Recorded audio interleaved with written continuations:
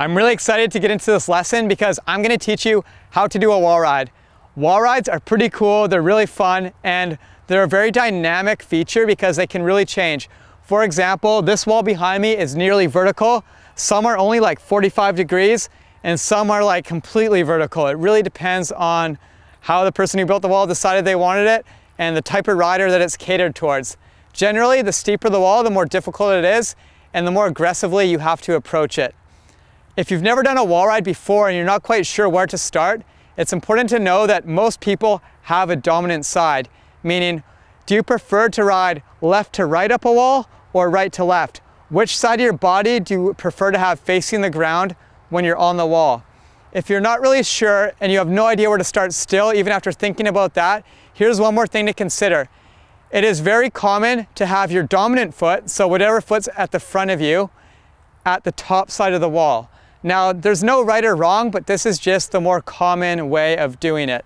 The first thing you need to know when you're approaching the wall ride, the steeper the wall, the more straight up you have to ride it. For example, a more bermed out, flatter like wall ride will require you to enter it more horizontally like this, whereas a steeper, more vertical wall ride should be approached more straight up like this. So when you ride it, you're coming at an angle potentially as steep as this. And that's one of the first things someone taught me when I was trying to figure out wall rides. I was really struggling because I would come at it at too mellow of an angle and then I would slide off the wall right away. And then someone told me, just ride up it as straight as possible and try to go straight up the wall rather than across it. It doesn't really seem to make sense, but your body will naturally start riding along the wall once you're on it. You're not just gonna fly straight up and off it, and that's really not possible most of the time anyway. This wall ride, for example, is not completely vertical, but it's pretty close, it's quite steep. And when I'm coming up to it, I think about approaching it at an angle probably like this.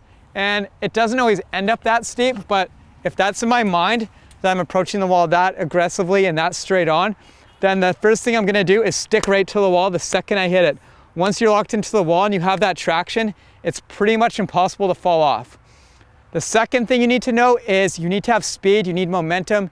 If you approach the wall kind of slow and a little hesitant, you're just gonna slide off it right away. So go as fast as you comfortably can because speed is your friend here. It's what keeps the momentum going and the traction, and it's what's gonna stick you to the wall. That force of coming around and going fast along the wall is what's gonna keep you on it. Once you're on the wall ride, you wanna make sure you're really locked in so you're not gonna slip off.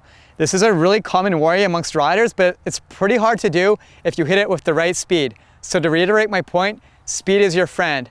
Another thing, get as aggressive as you can on the wall ride. Imagine you're riding it like a really steep berm. Drop that inside shoulder, so the shoulder that's facing the ground, so you can rip out of it and get ready to pop off and exit the wall ride. Another thing you should know is never pedal on the wall ride. This will throw off your balance and cause your bike to become wobbly. So keep that in mind. Never pedal on the wall. It's just like pumping through a pump track or a set of jumps. You never want to do any pedaling. When you're exiting a wall ride, you typically don't simply ride off unless it's a flatter, more bermed out like wall ride. For something a little more vertical like this, you want to actually pop off the wall, meaning you kind of do a bit of a bunny hop as you come off the wall to separate yourself from the wall, rather than just riding off it till it ends. The reason I do this is because, number one, it feels really cool, and number two, it gives me the ability to have full control as I'm coming off the wall and landing in the landing area. For example, if I wasn't to pop at all and just ride straight off this, I might get kind of caught up on that angle of being like all sideways and leaned over. But when I pop off the wall, that gives me time to separate myself from the wall, straighten out, and set up for the landing. It also is a great way to like set up and carry speed for the next feature after the wall ride. I also like how it's a quicker, faster, snappier movement, which really complements my riding style because I love to bounce around and go from one feature to the next really quickly. Wall rides are a pretty unique and uncommon feature, so it's a pretty difficult one to teach drills on. And it's one of those things that is 100% commit. It's do or die, and if you're not committing to it, you're not gonna be successful. And practicing that is really tough. You just really have to go for it. A few things I recommend to help boost your confidence before you get to that level is riding steeper and steeper berms. If you have a chance to find a berm that's like over vertical on a trail or a nice tall wall-like berm, really work on leaning your body over in it and imagining yourself on a wall ride.